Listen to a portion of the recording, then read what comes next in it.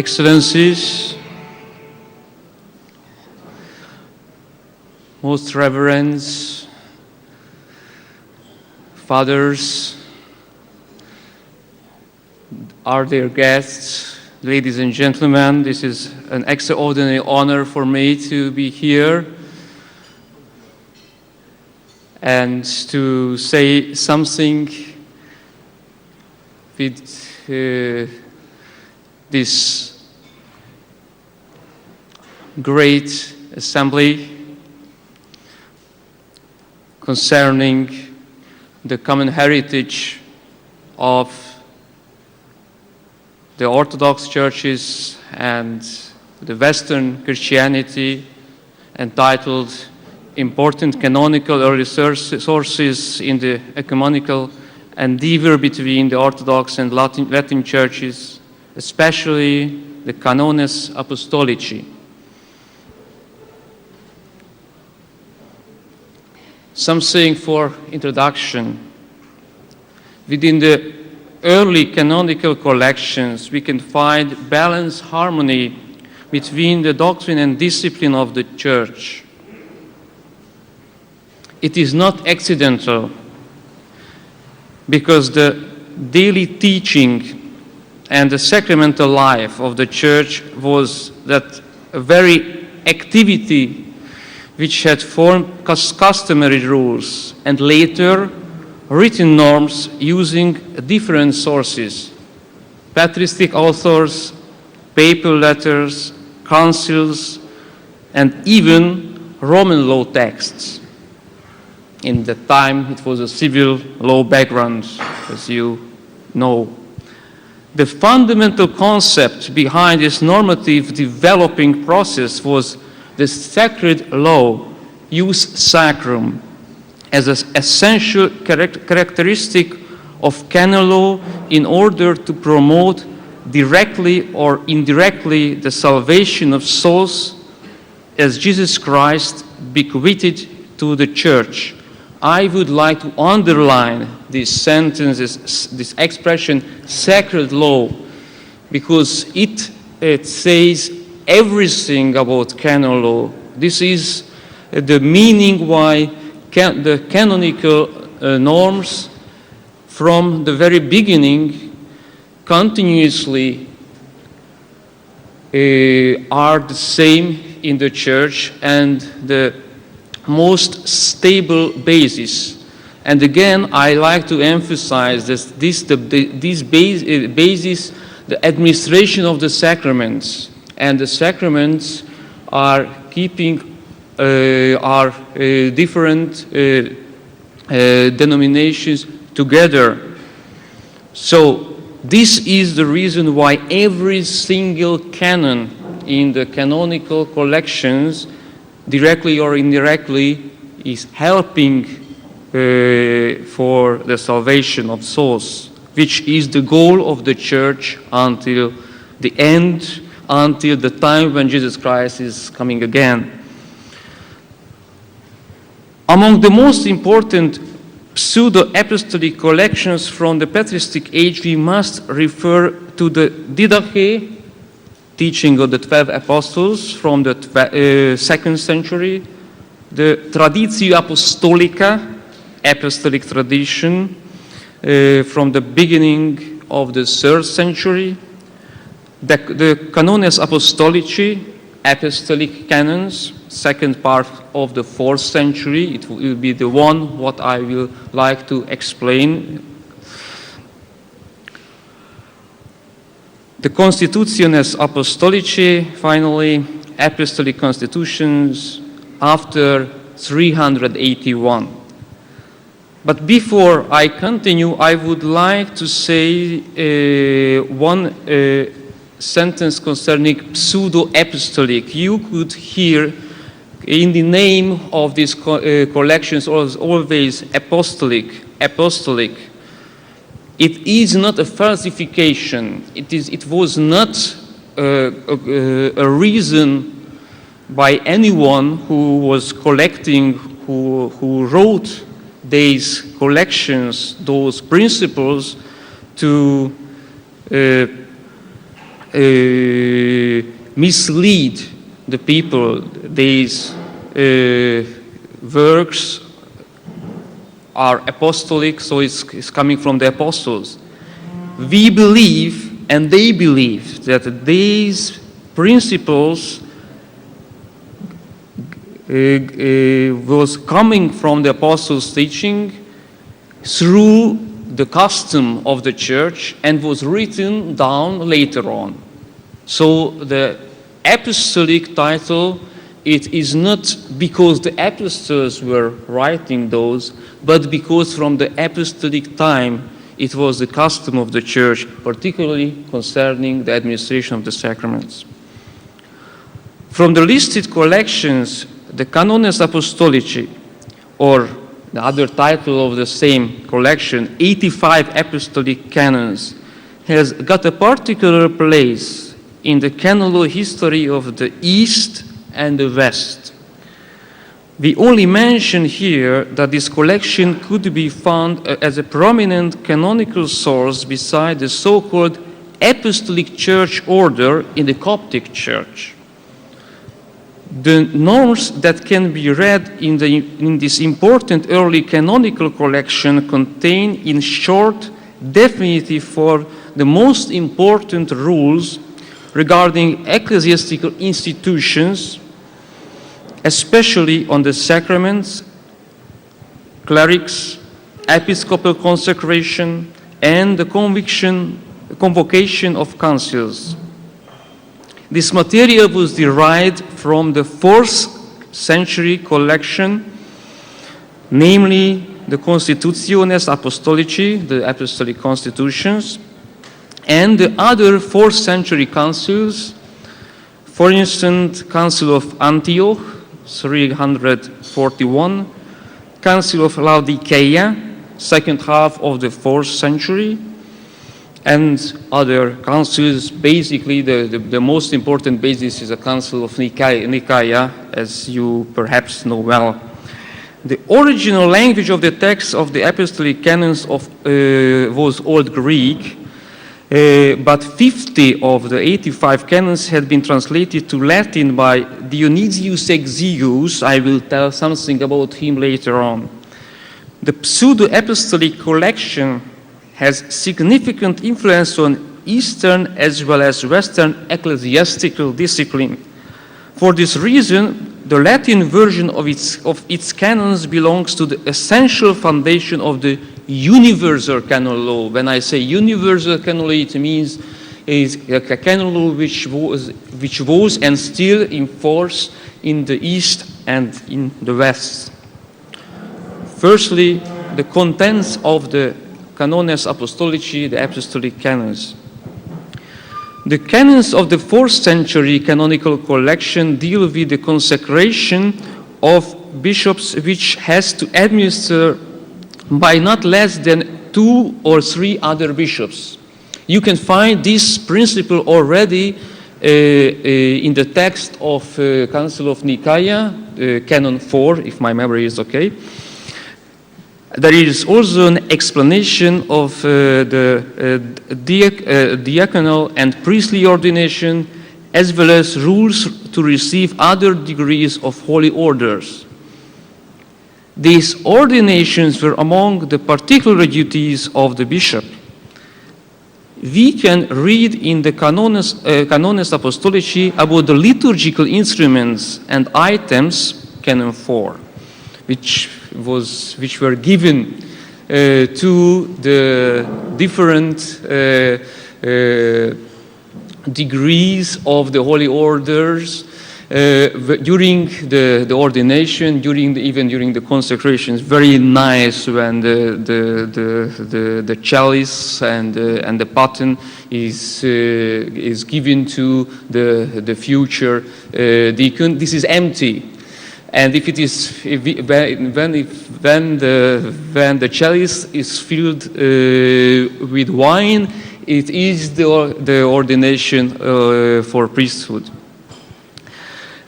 The canons argue that the cohabitation with women is forbidden for every bishop and priest, which is very interesting in that time.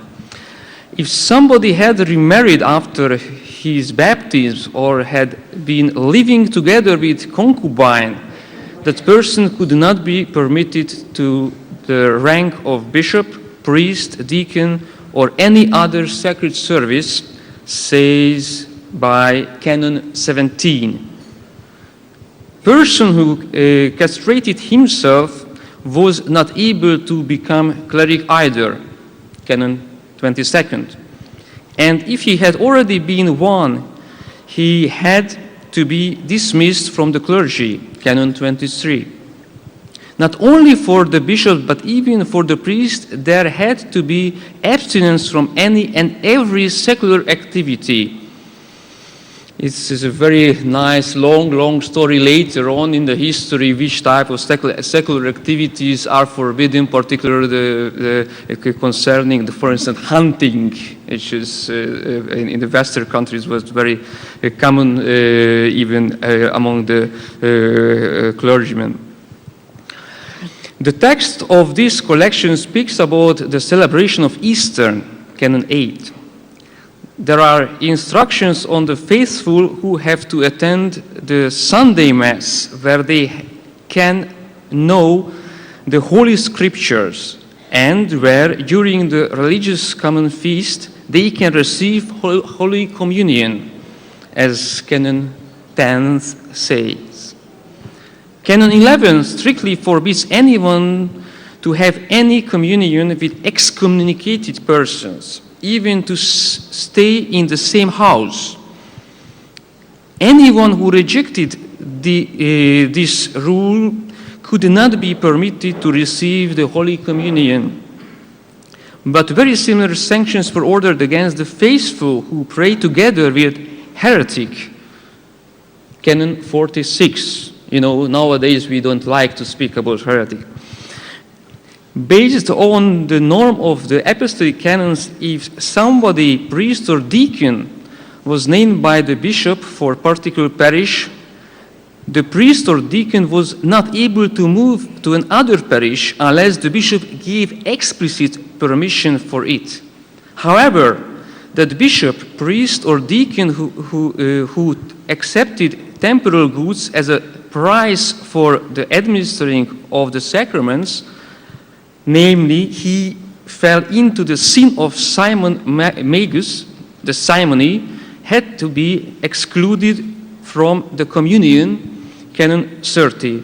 You know the famous story about this simony, the Magus, this Magi simony, when he liked to buy the apostolic power from St. Peter. This is the pseudo text. There is a fantastic story when St. Peter is making many miracles, and Simon makes also many miracles, and finally Simon is starting to fly upper and upper and upper, and Peter genuflects and praying that, please, my Lord, I never ask from you anything extraordinary, but if this person just levitate to a higher place, everyone will believe in him. So it's much better if this guy is falling down right now. And based on this false story, this pseudo story, it happens. So Simon is just falling down from the air, and he broke his leg. So the story is ended. Of course, it's not a gospel story. You can understand by the tone. The situation is similar for any bishop who is minister of secular power. He had to remove from his office and excluded from ecclesiastical communion as a penance. We can mention here the rule of Canon 44, which penalizes the bishops, priests, and deacons guilty of usury. Based on the classical ecclesiological concept of the spiritual marriage between the clergy and their particular diocese, the bishop did not have jurisdiction to ordain clerics from other territories. Canon 36, this spiritual marriage was very strong in the time, even in the Western countries. It is it's not the same like in the modern time, the incardination, the spiritual bond. They use the same expression, marriage. So anyone who leaves his flock, he did something which is very close to break the marriage, to leave the wife. The wife is representing in this expression the whole flock which is following the pastor, the priest, the bishop in the sanctifying life. Moreover, there is an important law which ordered the convocation of local council 2 times per year, Canon 38. Finally, we should mention a doctrinal canon about the sacraments, Canon 49. This text defines that the administering of baptism has to be in the name of the Holy Trinity. A similar rule can be found in the letter which was written much later by Pope Zacharias on July the 1st, 744. We can see how significant are the duties and rights of each rank of holy orders in this old pseudo-apostolic canon law collection. 52 canons of the original Greek text deal with discipline regarding bishops. 21 of these 52 contain admonitions for all 3 orders of priesthood, bishop, priest, deacon. 19 of these 52 refer only to bishops. 10 speak about bishops and priests without deacons. And only 3 of the 52 contain rules concerning priests and deacons without mentioning bishops. Therefore, the text of the Canonical Apostology particularly stressed the importance of the episcopal office. The best summary of the bishop's superiority of the Canonical Apostology is in Canon 35. Furthermore, Canon 40 declares the bishop's superintendent power over deacons and presbyters. But in fact, most of the above listed canons deal with the 3 higher clerical orders without any distinction. So it is a very early form when the clergy were together in the city around the altar, and the parish system had not developed yet. It's developed for around the end of the 5th century, at the beginning of the 6th century. It depends on the particular continent. Secondly, I would like to say something about the history of the Canonical Apostology until the 7th century. Among the Eastern canon law collections, the Syntagma Canonum is the one which first used the material of the apostolic canons. This collection had been compiled between 342 and 381, and its first redaction has summarized the basic Eastern canons of the ancient councils. The further revisions of the Syntagma Canonum supplemented the original contents with canons of Council of Constantinople, 381. Then, because this collection had been used during the Council of Chalcedon, 451, the text was enlarged with Chalcedon's canons too. The canonical letters of St. Basil the Great, died 379, also had an important place among the supplements. Aram Mardirosyan was the one who, after a profound work of Edward Schwartz, he made it in 1939, and Jean Godemé, 1985, has made a new reconstruction of the Syntagma of Antioch, the same collection, just other name, in 2010. It's very recent work and very good. The original text of this canonical source was written in the above indicated period of Syria, but the language of it was certainly Greek, translated into Syriac around 400. Based on Mardirossian analysis, the correspondence between the apostolic canons and the collection of Antioch is well proved. In the Western Church, it was Dionysius Exiguus, the Scythian monk, who organized a universal canonical collection employing the most developed juridical methodology around the end of the 5th century and the very beginning of the 6th century. The opening canons of this new collection were the first 50 of the apostolic canons.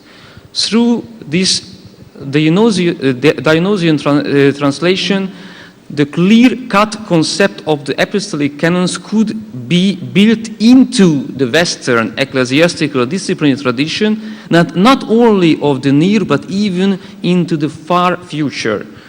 We should recall that the authority of the apostolic canons was not accepted earlier in the Latin Church. Nevertheless, the Decretum Gelasianum, the Recipiendis Libris, rejected the entire content in 520. However, thanks to the Versio Dionysiana, so the Dionysius translation, the Latin translation became a permanent reference for a new major canonical sources. Thirdly, the importance of the Canons Apostolici in the Eastern canon law collections. The Council of Trul, 692, is a turning point in the Eastern ecclesiastical discipline. As we know, the Council listed those canons whose authority was incontestable in the Byzantine Empire. At the beginning of this list, we recognize the 85 apostolic canons. This is a reason that Eastern collections of the 7th century and later cite the Canons Apostolici always in distinguished place as a basic canonical source. And the first collection of this significant Easter collection is the so-called Collectio Trulliana, which followed the Trullian list of canons. But we have to mention here the Collectio Niceana, or the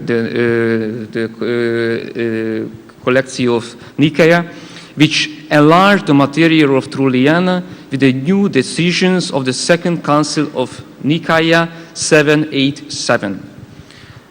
This collection contains the apostolic canons of particular councils, and writings of ancient holy fathers. Unfortunately, the convocation of the Second Council of Nicaea caused serious antipathy in the West, especially on the part of Charlemagne. For this reason, the universal meaning of this council has been questionable for many authorities. The collection of Nicaea was supplemented around 883 with 20 further canons that had their origin in the age of Photios, Patriarch of Constantinople, sometime between 861 and 879. This is the so-called Collectio Photianae, or Nomocanon collection of 14 titles. Obviously, the most significant and fundamental collection in this development is the Pedalion. Agapius and Nicodemus, two religious, had organized the traditional discipline of the Eastern Church in the canonical collection. This fundamental work appeared for the first time in printed form in 1793, and the corrected edition was published in Leipzig in 1800, so at the very beginning of the 19th century. 41 years later, in 1841, there was a new revised publication of this collection in Athens that was based on the previous edition. The Pedalion follows the structure of the early collections. Hence, we can see at the very beginning the 85 apostolic canons, then the canons of general and particular councils, and finally writings of the Holy Fathers. The canons of this collection are still in force in the Orthodox churches. Fourth, the Canons Apostolici in the West until the codification. The first codification happened in 1917 in the West. If we observe the canonical collections which were in use in the Latin Church, we can make a sketch of the historical line which testifies to the influence of the apostolic canons. The supplemented text of the Collectio Dionysiana was sent to Charlemagne in 774 by Pope Hadrian I as a basic and official ecclesiastical collection for the whole Frankish Empire. However, the Collectio Dionisio Hadriana was not promulgated by the Pope of Rome, but in fact it became a unique basis for the councils which were held in Frank territory. Moreover, this collection, including the apostolic canons, was able to extend its effectiveness even to the capitularies of the secular ruler. Much later, the Decretum Burchardi Wormatiensis, Burchard of Worms, between 1008 and 1022, acquired distinct importance, especially in territory of the Low Countries. Burchard summarized the discipline of the particular councils, and he also used various penitential collections for his work from Albion and from the Irish places. The Decretum Burchardi quotes 18 canons from the apostolic canons in different books, De Primatu Ecclesiae, so the first place of the church, the Sacris Ordinibus, about the sacred orders, the Ecclesia, about the church, the Sacramento Baptismatis et Confirmationis, about the Sacramento Baptism and Confirmation, the Sacramento Corporis and Sanguinis Domini, about the sacraments of the Eucharist, the Excommunicatione, about the excommunication, and the Crapulo and Ebrietate, well, about the drunk people who made this sin. With this in mind, we would purpose a glance at the most important Gregorian canon law collection, which was compiled between 1081 and 1083 and called Collectio Canonum Anselmi Lucensis, Anselm of Lucca collection. If you see the A after my name somewhere here, this is Anselm. It means Anselm of Lucca. This is my patron saint. It's not Anselm of Canterbury, and it's not Anselm of Laon, and not other Anselm. He was a best friend of Gregory the Seventh, Pope Gregory the Seventh, and he was a Benedictine. He followed the Benedictine rule. In that compilation, the apostolic canons are given significant place, especially in the disciplinary material concerning bishops. Magister Gratianus compiled his canonical work around 1140 in Bologna. This collection became the fundamental collection for the classical canon law curriculum at the universities. You know, from the 11th century, there is the well-organized and well-developed and Christianizing period of the university scholastic teaching, and this starts concerning canon law by this particular collection. Each of the three parts of the Decretum Gratiani contains some canons which were taken from the apostolic canons. Based on the valuable work of Emil Friedberg, a marvelous person, he analyzed more than 1,800 manuscripts, So he analyzed the Decretum Gratiani. We know that the Magister used 17 canons of the 50 translated canons from the Canons Apostolici. These are situated sporadically throughout the whole collection. I don't want to list it because you will fall in sleep immediately.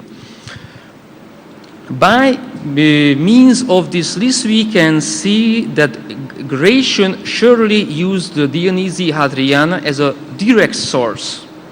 This opinion is supported by the canons which follow directly after each other. For instance, in the Causat 12, Quaestio 1, canons 21, 22, or are connected into the body of the Canons Apostolici and also in the Concordia Discordantium Canonum. This theory has been confirmed by the recent studies on the textual development of Gratian's decree by the Spanish research group in the last year in Las Palmas de Gran Canaria. The final version of the Decretum Gratiani became the first part of the Corpus Juris Canonici, which was published in printed form in Rome in 1582. This corpus contained 5 other collections, and 3 of them were promulgated by the Pope of Rome. This material was supplemented with the Constitution of Council of Trent between 1545 and 1563. The Corpus Juris Canonici was in force until May 27, 1917, when the Holy Father, Pope Benedict XV, who died in 1922, promulgated the first Code of Canon Law as an exclusive official law for the Universal Catholic Church. However, we know that the first codification by the intention of Pius X, so the first codification had not intended to make new law. This was what I emphasized at the very beginning, because it's sacred law, so it's continually existing. But only systematize and simplify the traditional law and help the administration of canon law at a general level.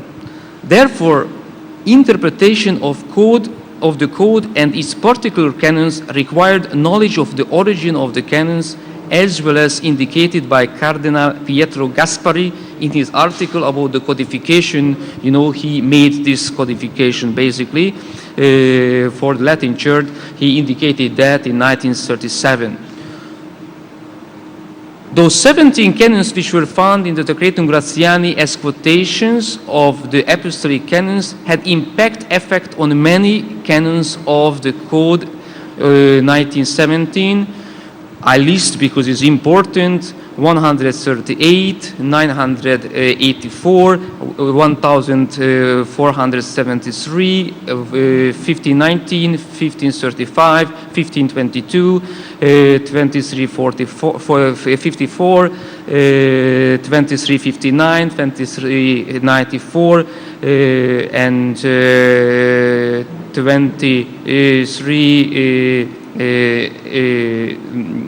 97. It is evident that the canons of the first code were the basis of the new codification. Hence, these traditional canons were able to preserve their original significance in the Latin ecclesiastical discipline even after the promulgation of the new code on January 25th, 1983, still in force in the West. For conclusion, the first 50 canons of the apostolic canons are a really good example of the stability of the disciplinary concept of the Church from the patristic age even to today. Those basic rules, which were written in the 4th century, continually served as direct or indirect fundamental elements of the compulsory canon law in the Eastern and Western churches. The stability remains strong even amid many political and theological discussions.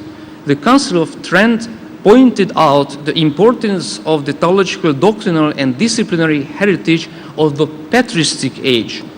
This indication has had a visible effect on the contents of the conciliar and papal documents of the 16th up to the 19th century, and the Second Vatican Council improved this tendency as well. Based on this common patristic heritage, Pope Shenouda III, died 2011, could play unique and one of the most significant role of deepening the ecumenical dialogue between East and West as one of the most emblematic personality.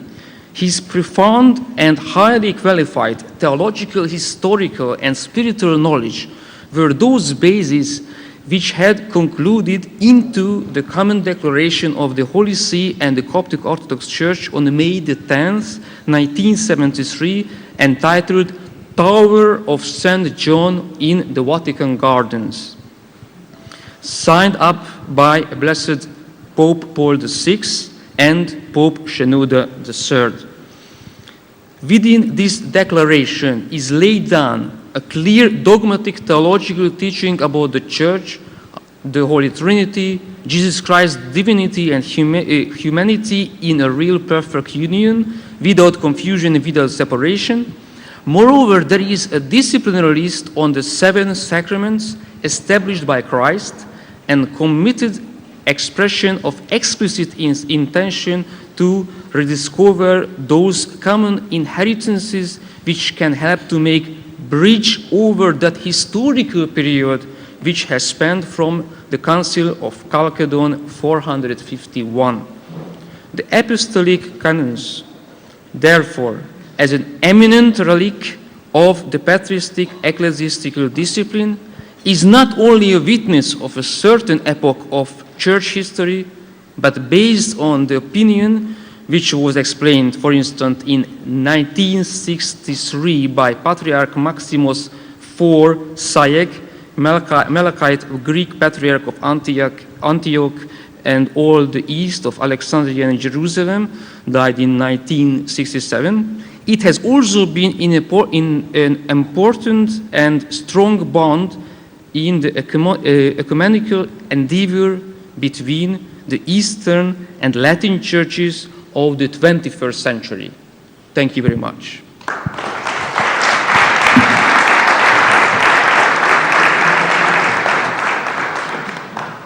In the University of Bonn in Germany, to present the honorary doctorate to His Holiness Pope Shenouda III, they mentioned his Christological statement, which he wrote when he was Bishop of Education before becoming the Pope of Alexandria.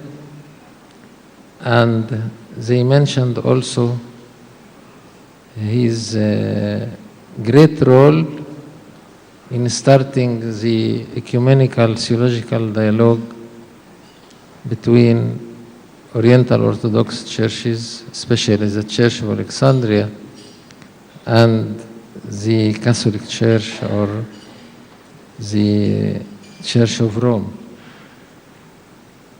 It was the first visit of a Pope of Alexandria since the Council of Chalcedon to Rome, when His Holiness Pope Shenouda III visited Rome on the year 1973, and this common declaration was issued at that time. In this occasion,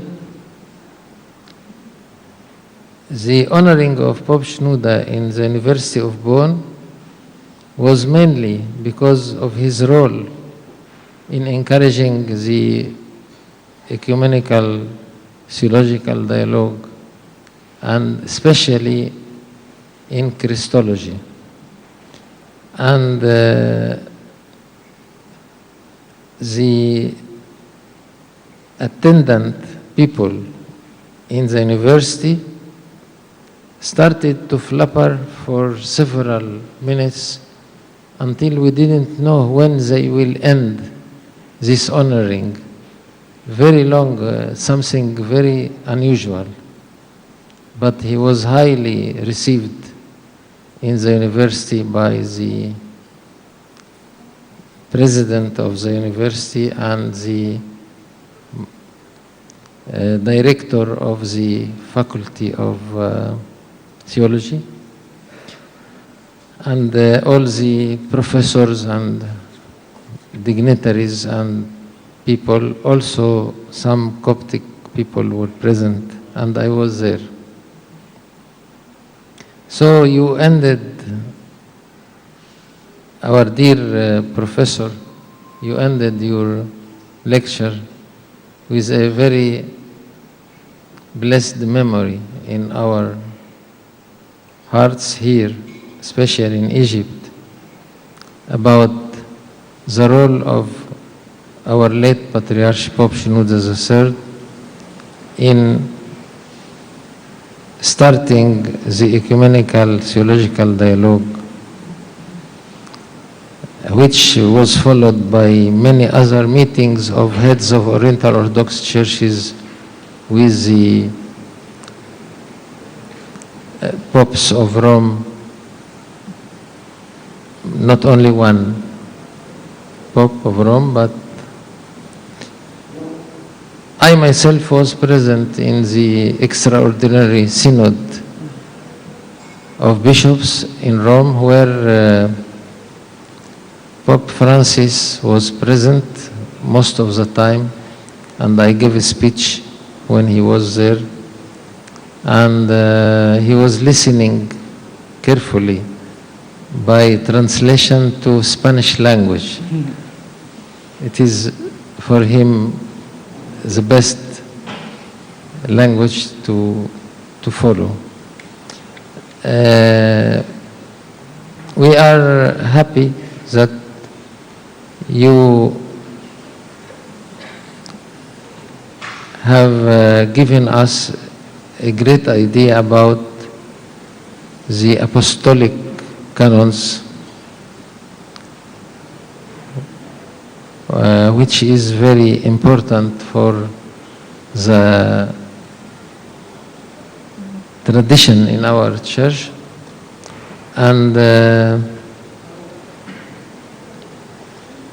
always when we are trying to formulate anything in the life of the church, we should refer to those apostolic canons. Of course, we don't apply everything in a literal way, because we consider also the circumstances of some of these canons when they were drafted or produced or authorized.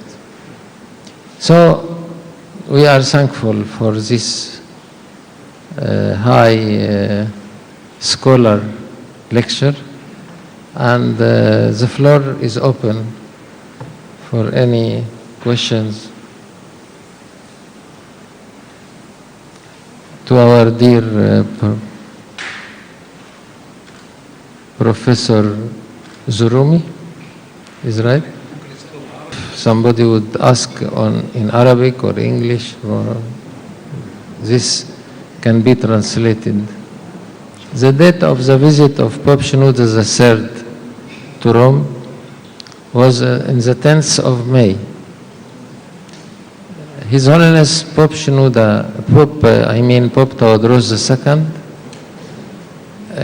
fixed this date as a date of love between Rome and Alexandria, and visited Pope Francis on the same date. In his first visit to Rome, and he called this day the day of love in the relation between Rome and Alexandria. So the 10th of May became a historical date. After 40 years, from 1973 till 2013. Yes, please. So, if the presentation was a little monotone, I understand that this is to speak about these old sources sometimes is difficult, but I would like to reflect Metropolitan Bishoy because Pope Shenouda III gave a very good example when he interpreted the tradition, which is the most important way for the Christian churches, and sometimes the people don't understand how canon law and theology can be together, but or dogmatic theology, if I like to say exactly. But it's very important to understand the canonical norms, and I hope you could understand during the explanation this idea that the canonical norms is the protection around the dogmatic theological teaching from the very beginning, which was formed during the centuries, as His Excellency indicated. The time always is changing. We must reflect what is the new situation around us, but we cannot forget that tradition which is given us by Jesus Christ, and we must protect that based on our old traditional canonical system, which canonical system exemplary testified by the apostolic canons. And Pope Shenouda III understood very well that this unity of the canonical background and the dogmatic theological background, which always together and improve each other together, and this is two pillars of that bridge which can take us into the common future. Also, Peter Basmani Catholic University gave His Holiness Pope Shenouda III the last doctorate on August 2011 during His Holiness visit to Hungary, and His Holiness Pope Shenouda gave a sermon during this meeting. There is a question saying, where are the original manuscripts of these canons today? Oh. Well, it is quite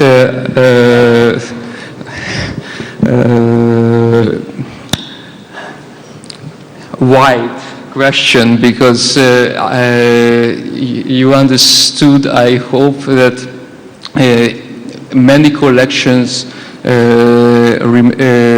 remained. The oldest collection which contains the apostolic canons. This is the constitution, the apostolic constitutions, and that oldest manuscript is in the National Library of Paris. It based on that text was edited the current best critical edition by Jean Meunier in the series of Sources Chrétiennes in the 60s, I think, 1967. Thank you. Another question from the same person. I am translating from Arabic.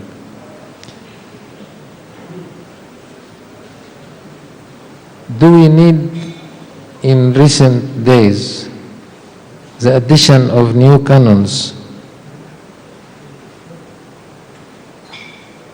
to help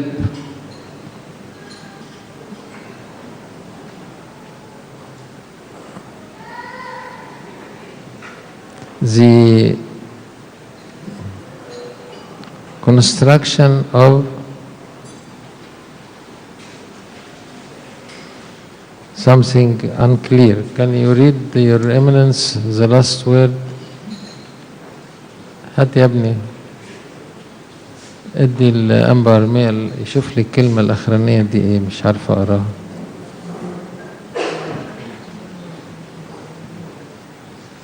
الكيان الايه؟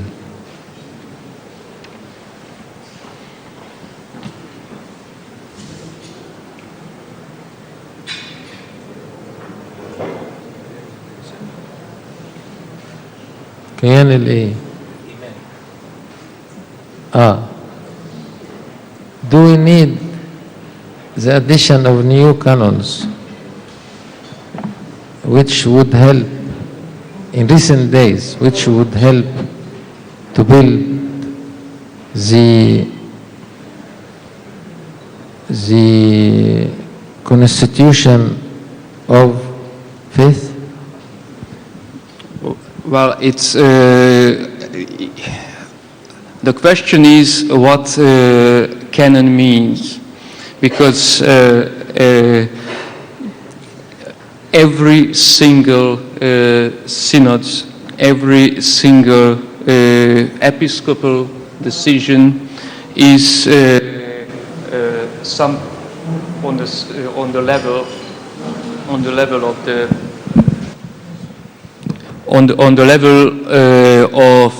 some canonical field. So you can say about this type of new declarations or new decisions of synods, for instance, on this day, it is only interpretation of the old canons. So it's nothing new, but just interpret those canons which were already composed in the old centuries. But you can say these canons are new because they were issued right now. If I interpret on the second way, that the new decisions must follow the tradition and always have to use the former canons and which are part of the apostolic tradition, the common basis of our canonical and sacramental and dogmatic theological basis. You can respond, we don't need new one. But if I interpret these new sentences and these new texts could underline something more what was not revealed perfectly in the first centuries because it was not a question. Everybody believed in that. It was not important to regulate because in that time every Christian accepted that. By this way, I believe we need new canons because otherwise the faithful, including laymen and the clergy and the religious people, never get the clear, distinctive teaching of the church, the distinctive regulation of the church. So it's depending on the meaning of what we understanding under the title canon. Thank you. Another question: what is your opinion personally about the canons which may help in recent days or nowadays, may help the approach, a closer approach between the Coptic Orthodox Church and the Catholic Church, not to be different, but to come to a closer approach? Well, it was a reason why I indicated the apostolic canons. I believe so that when we like to make the discussion, when we like to form the unity, to be closer and closer to the unity, we need basically those sources, those original sources, which were written in that time when we were together. So I think these canons nowadays are extraordinarily important for this type of dialogue and to be closer to each other. Thank you. Are the canons of the Church pre-Chalcedonian, before Chalcedon? Are canons which the Catholic Church depends upon now? And what are the type of these canons, or what are these canons in the Catholic Church? That is the question. What is the role of canons before Chalcedon in the life of the Catholic Church today? Yeah, I didn't analyze in my talk the whole canonical panorama before the middle of the 5th century, based on the last two that research which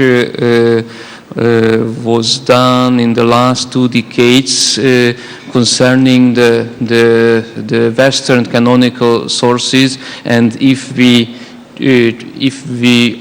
check the current Code of Canon Law of the Catholic Church, what I indicated, which was promulgated in 1983,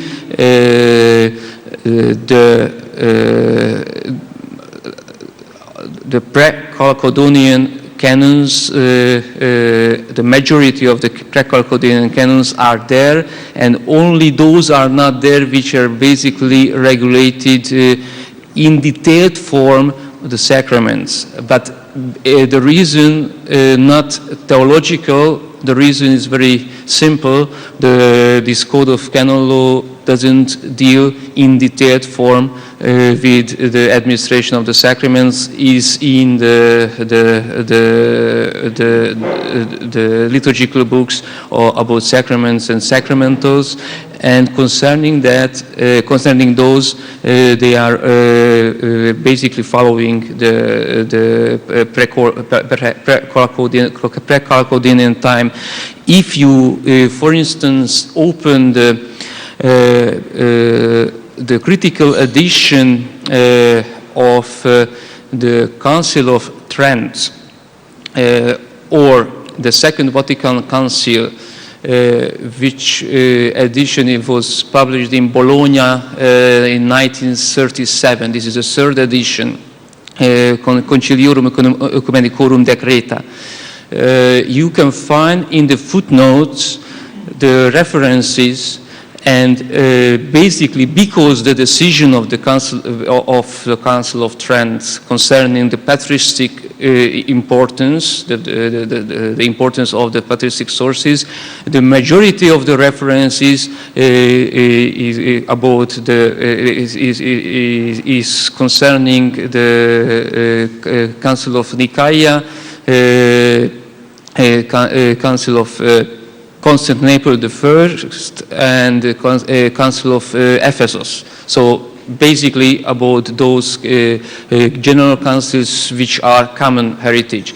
And there are some other references, many references to the Council of Antioch, which was in 314.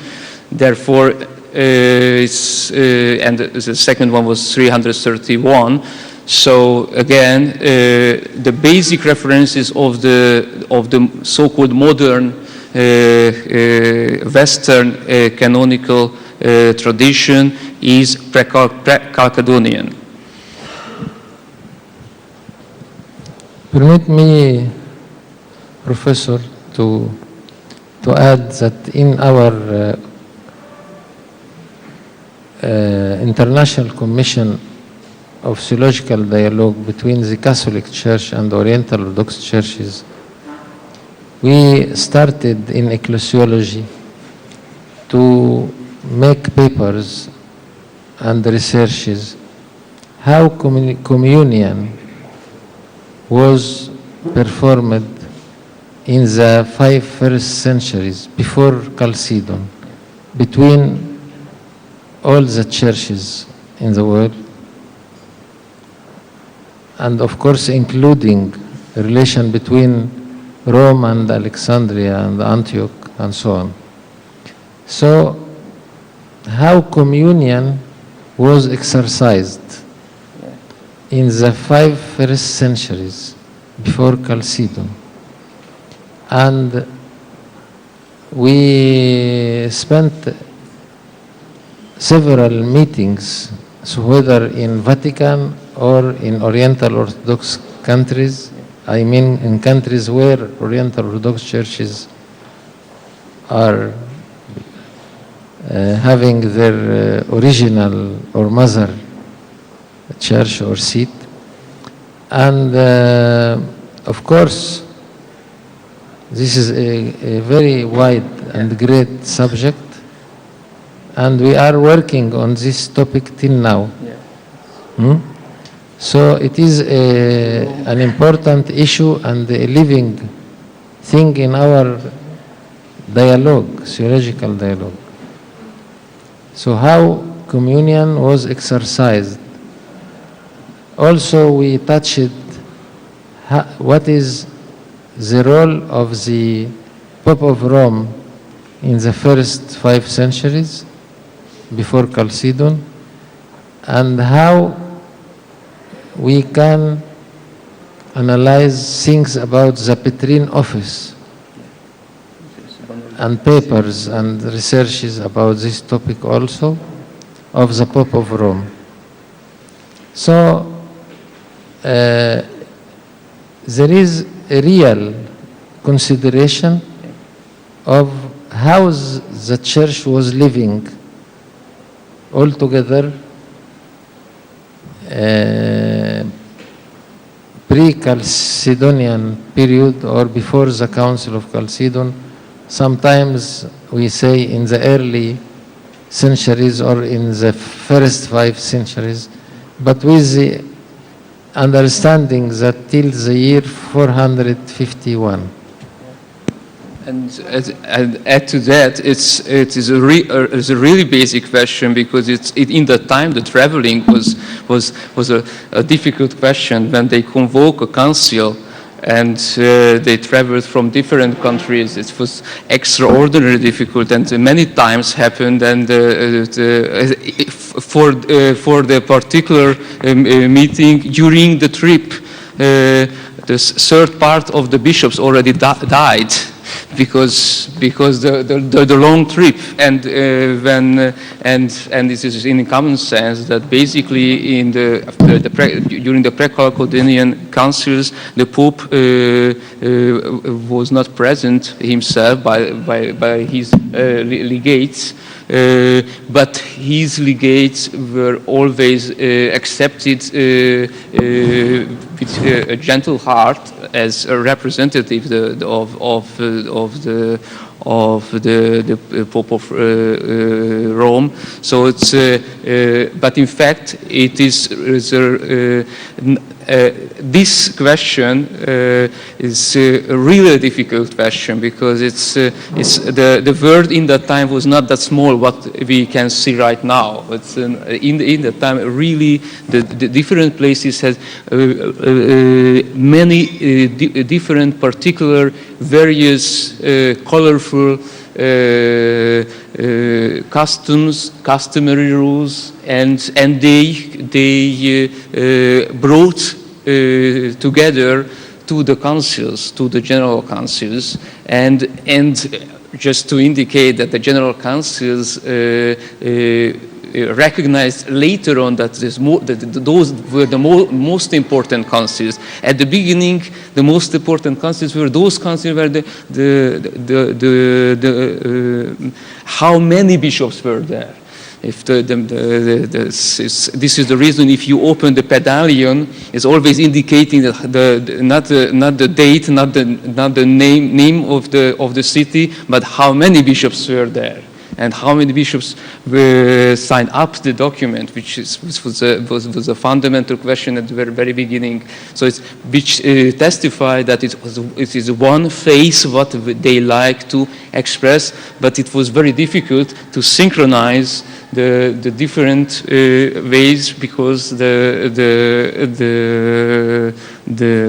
word was much larger in that sense, because the traveling and the different customs. Are you aware about the third council of Ephesus, where 500 bishops were there, and 700 bishops signed the Horus, or the decisions, or the belief of this council? You are aware about this? So this was in the year 475 after Chalcedon. Yes. Okay. Thank you very much. We appreciate your previous researches and also your presence with us. Thank you. في نهاية هذا اللقاء يسعد المركز الثقافي أن يقدم درع المركز للأستاذ الدكتور زرومي.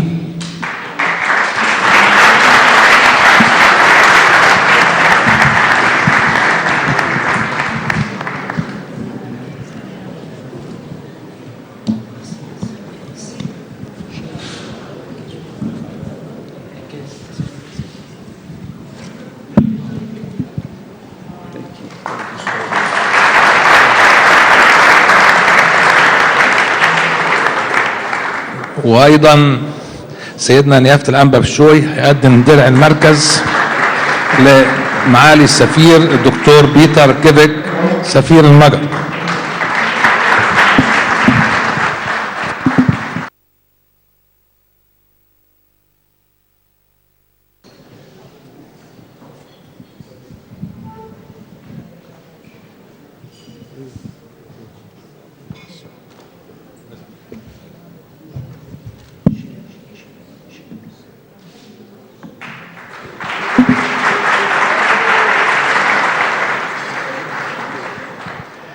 وايضا صديقنا العزيز اللي هو خدم معانا 1.5 سنة في مصر وما زال بيشتغل معانا، الاستاذ الدكتور توشكا.